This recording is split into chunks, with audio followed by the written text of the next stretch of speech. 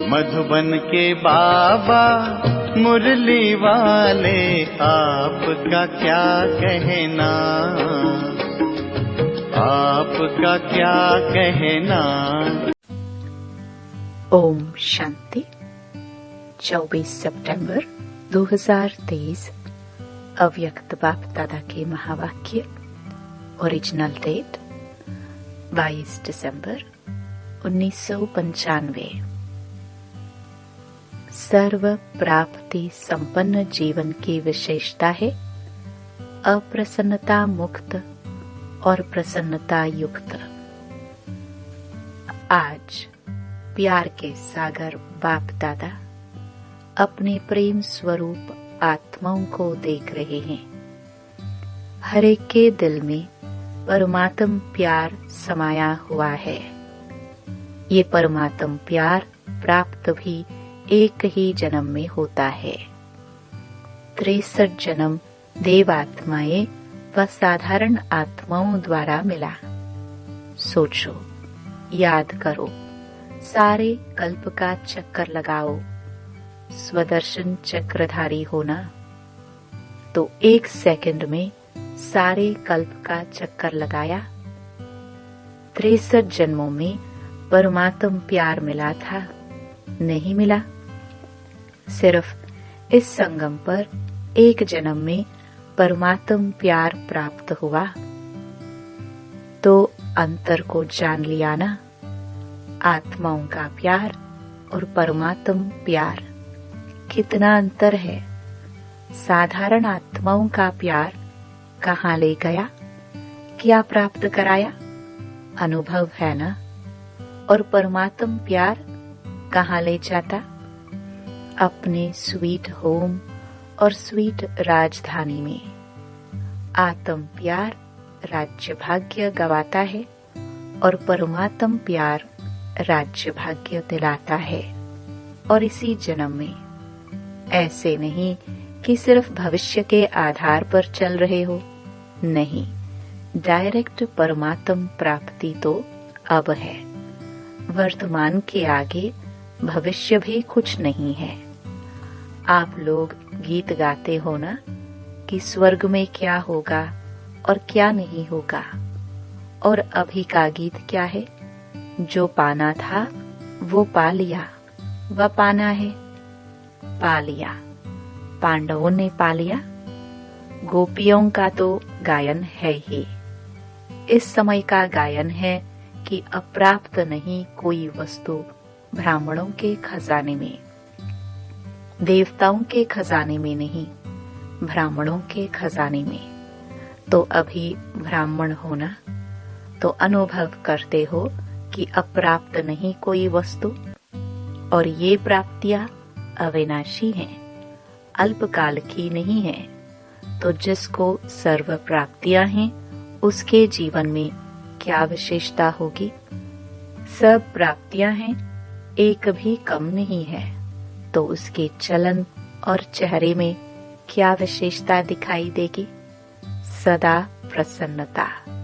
कुछ भी हो जाए लेकिन सर्व प्राप्तिवान अपनी प्रसन्नता छोड़ नहीं सकता। अप्रसन्नता कभी भी होती है तो चेक करो कि अप्राप्ति का अनुभव होता है या सर्व प्राप्तियों का। आज बाप दादा ने बहुत ही सेवा केंद्र और उप सेवा केंद्र देखे। विदेश में नहीं, देश में सेवा केंद्र देखे।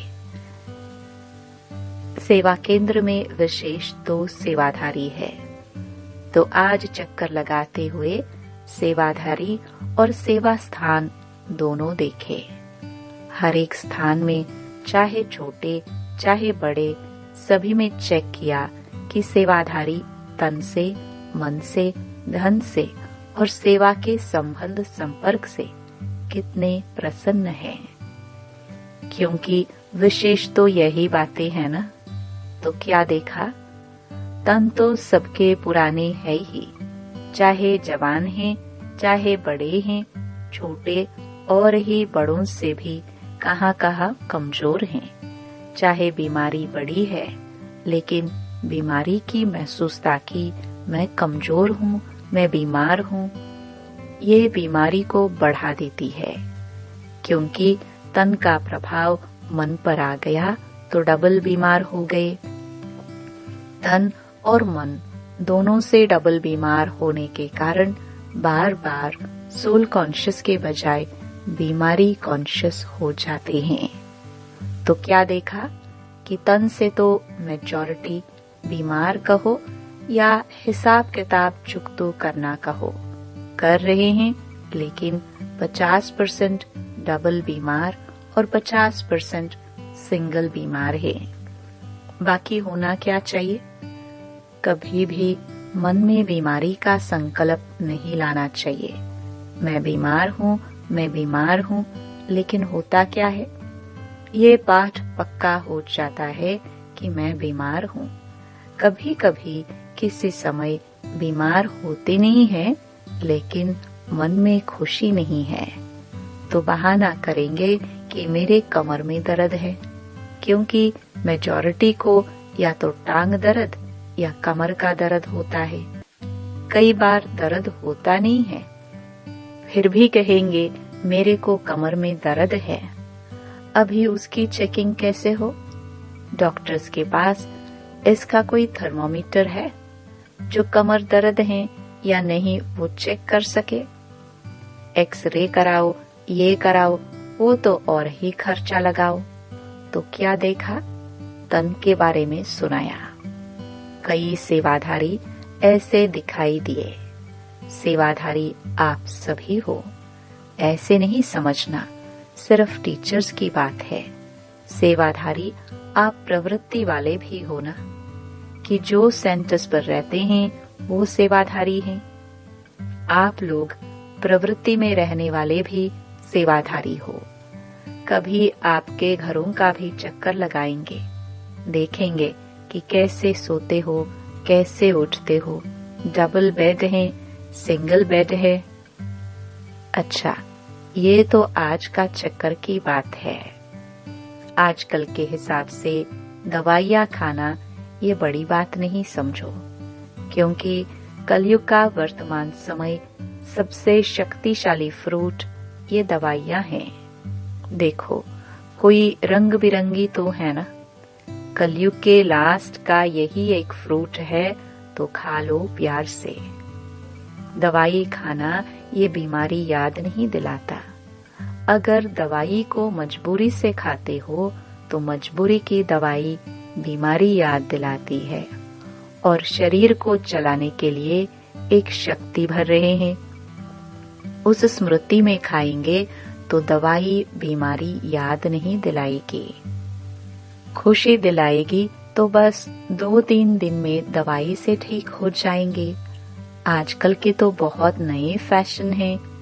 कलयुग में सबसे ज्यादा इन्वेंशन आजकल दवाई या अलग अलग थेरेपी निकाली है। आज फलानी थेरेपी है, आज फलानी। तो ये कलयुग के सीजन का शक्तिशाली फल है।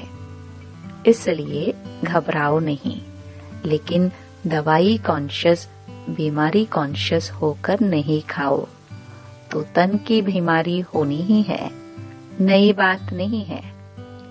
इसलिए बीमारी से कभी घबराना नहीं। बीमारी आई और उसको फ्रूट थोड़ा खिला दो और विदाई दे दो। अच्छा, ये हुआ तन की रिजल्ट। फिर और क्या देखा? मन में क्या देखा? एक बात खुशखबरी की ये देखी कि मेजॉरिटी हर एक सेवाधारी के मन में बाप का प्यार और सेवा का उमंग दोनों है। बाकी 25% कोई मजबूरी से चल रहा है, वो छोड़ो। लेकिन मेजॉरिटी के मन में ये दोनों बातें देखी और ये भी देखा कि बाप से प्यार होने के कारण याद में भी शक्तिशाली हो बैठने का, चलने का, सेवा करने का अटेंशन बहुत देते हैं। लेकिन खेल क्या होता है कि चाहते हैं कि याद की सीट पर अच्छी तरह से सेट होकर बैठ जाए, लेकिन थोड़ा टाइम तो सेट होते हैं, फिर हिलना डुलना शुरू होता है। जैसे बच्चा होता है, उसको ज्यादा टाइम सीट पर बिठाओ तो हिलेगा जरूर।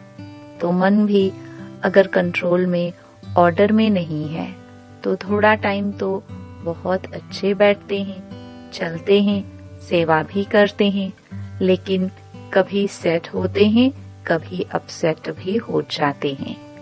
कारण क्या है? होना सेट चाहते हैं, लेकिन अपसेट क्यों होते हैं? कारण क्या है? एकाग्रता की शक्ति, दृढ़ता की शक्ति उसकी कमी है। प्लान बहुत अच्छा सोचते हैं, ऐसे बैठेंगे, ये अनुभव करेंगे, फिर ये सेवा करेंगे, फिर ऐसे चलेंगे, लेकिन कर्म करने में या बैठे बैठे भी दृढ़ता की शक्ति कम हो जाती है और बातों में मन बुद्धि बट जाते हैं। चाहे काम में बिजी नहीं है, लेकिन व्यर्थ संकल्प ये सबसे बड़ा काम है जो अपने तरफ खींच लेता है। तो स्थूल काम नहीं भी हो, लेकिन दृढ़ता की शक्ति बढ़ने के कारण मन और बुद्धि सीट पर सेट होने के बजाय हलचल में आ जाते हैं। बाप दादा ने आप सबको जो काम दिया था वो देखा। बाप दादा के पास सब चिट्ठियां पहुंची, लेकिन कई बच्चे बड़े चालाक हैं। चालाकी क्या करते हैं? चिट्ठी लिखते हैं, लेकिन नाम नहीं लिखते। ऐसे समझकर करते हैं बाबा तो जानता है, फिर भी अगर काम दिया है तो काम तो पूरा करो ना। टीचर अगर कहे ये लिख कर जाओ और टीचर को कहो कि आप तो जानते हो ना, मुझे ये लिखना आता है, तो टीचर मानेगा? तो कई तो नाम ही नहीं लिखते। लेकिन जो भी जिस ग्रुप में काम दिया है, मेजॉरिटी सबकी ये खुशी की बात देखी कि सबने लिखा है कि हम डायमंड जुबली तक करके दिखाएंगे। ये मेजॉरिटी का है। आप सबका भी है। जीवन मुक्त हो जाएंगे। अगर सभी बातों से मुक्त हो गए तो क्या हो जाएंगे? जीवन मुक्त हो जाएंगे ना। तो सभी ने अपनी हिम्मत, उमंग अच्छा दिखाया है। चाहे फॉरेन वालों ने, चाहे भारत वालों ने, उमंग उत्साह सभी का अच्छा है। कोई ने, बहुत थोड़ों ने लिखा है कि हमको टाइम लगेगा। लगने दो उन्हों को। आप लोग तो जीवन मुक्त हो जाओ। तो रिजल्ट में देखा कि सभी को उमंग है कि डायमंड जुबली में कुछ करके दिखाए।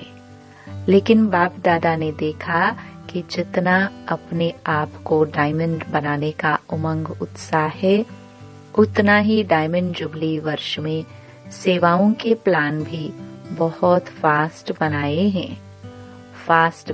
हैं। इसमें बाप दादा खुश है, लेकिन ऐसा नहीं कहना कि बहुत सेवा का बोझ था ना, इसलिए थोड़ा नीचे ऊपर हो गया। ये बाप दादा नहीं चाहते। सेवा जो स्वयं को व दूसरों को डिस्टर्ब करे, वो सेवा नहीं है, स्वार्थ है। और निमित्त कोई न कोई स्वार्थ ही होता है, इसलिए नीचे ऊपर होते हैं। चाहे अपना चाहे दूसरों का स्वार्थ जब पूरा नहीं होता है, तब सेवा में डिस्टर्बेंस होती है। इसलिए स्वार्थ से न्यारे और सर्व के संबंध में प्यारे बनकर सेवा करो।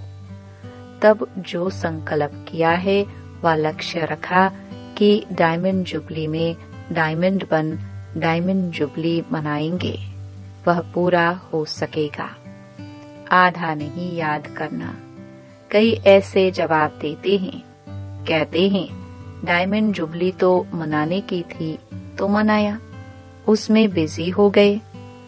लेकिन बाप दादा के दोनों शब्द याद रखना, आधा नहीं, डायमंड बन डायमंड जुबली मनानी है। सिर्फ मनानी है नहीं, बनकर मनानी है। तो मतलब का अर्थ नहीं लेना, मना लिया ना, लेकिन बनकर मनाया। बनकर के मनाना ये है डायमंड जुबली का लक्ष्य।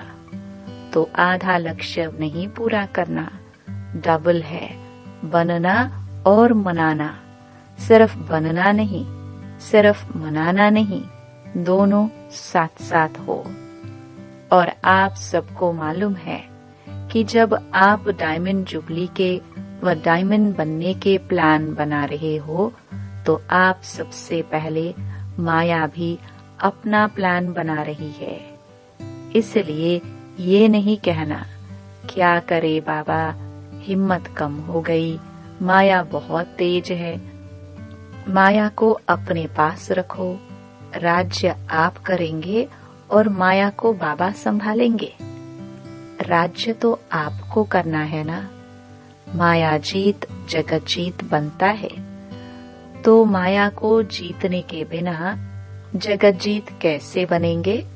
इसलिए चारों ओर अटेंशन प्लीज। समझा? अच्छा, चक्कर का आधा सुनाया, आधा फिर सुनाएंगे। सेंटर कोई कोई तो बहुत अच्छे सजे सजाए और कोई सिंपल तो कोई बहुत रॉयल, कोई बीच के भी थे। ज्यादा हैं जो समझते हैं कि रॉयल लगे, कोई वीआईपी आवे तो उसको लगे कि सेंटर अच्छा है। लेकिन आप ब्राह्मणों का आदि से अब तक का नियम है कि न बिल्कुल सादा हो न बहुत रॉयल हो, बीच का होना चाहिए।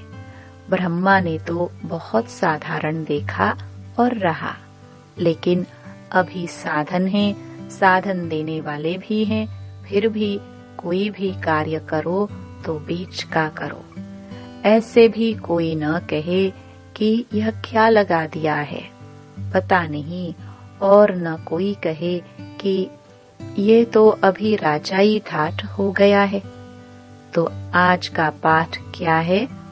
मुक्त तो सबसे हो गए ना, सबसे मुक्त होने की प्रतिज्ञा हो गई ना। पक्की है या घर जाएंगे तो कहेंगे कि मुश्किल है, पक्का रहना। माया को डायमंड जुबली में मजा छका कर दिखाओ।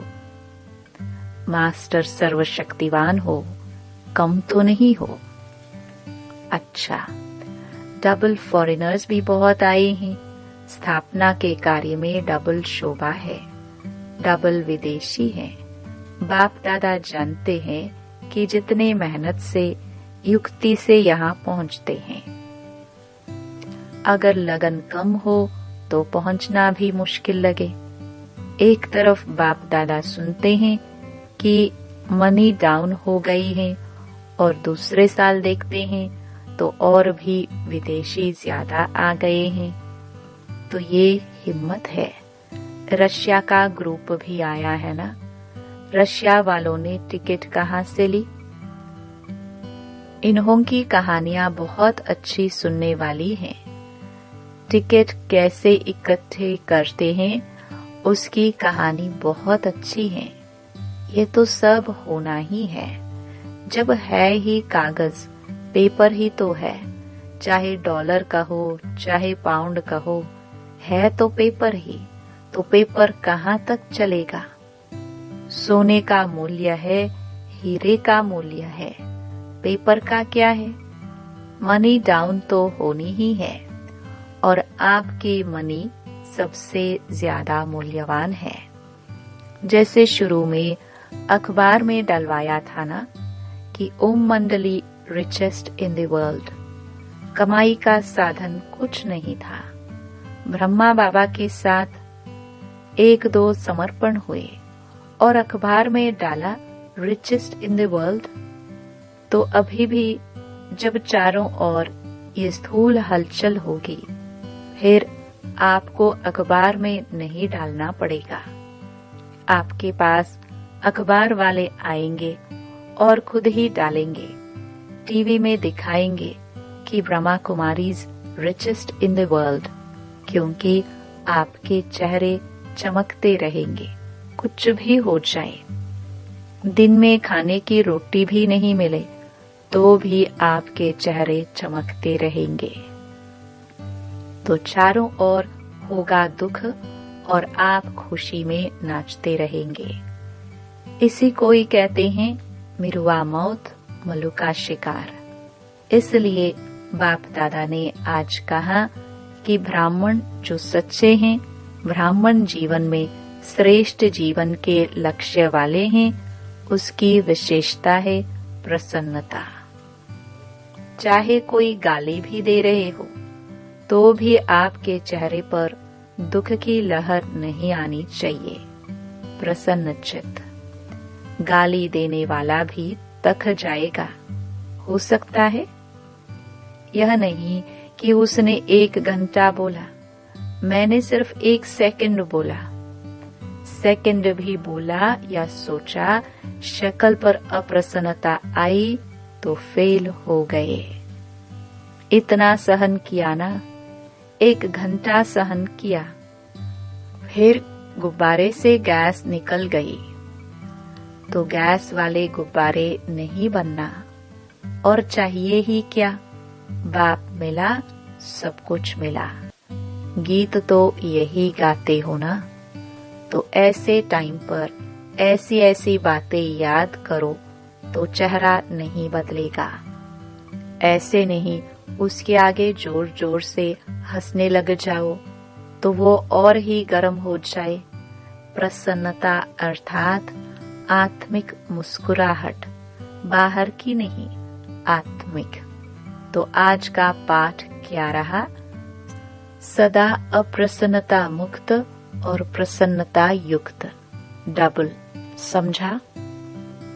अच्छा, चारों ओर के बाप दादा के प्रेम स्वरूप आत्माओं को सदा स्वयं को अप्रसन्नता से मुक्त करने वाले तीव्र पुरुषार्थी आत्माओं को सदा याद और सेवा के बैलेंस द्वारा सेवा की सफलता पाने वाले भाग्यवान आत्माओं को सदा बाप को प्रत्यक्ष करने के उमंग उत्साह में रहने वाले देश विदेश दोनों के सर्व बच्चों को बाप को अपनी खुशखबरी लिखने वाले, अपनी सेवा के उमंग रखने वाले ऐसे बाप से सदा स्नेही और समीप बच्चों को बाप दादा का याद प्यार और नमस्ते।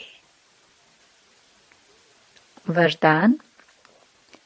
अखंड स्मृति द्वारा विघ्नों को विदाई देने वाले मास्टर सर्वशक्तिमान भव। संगम युग विघ्नों को विदाई देने का युग है।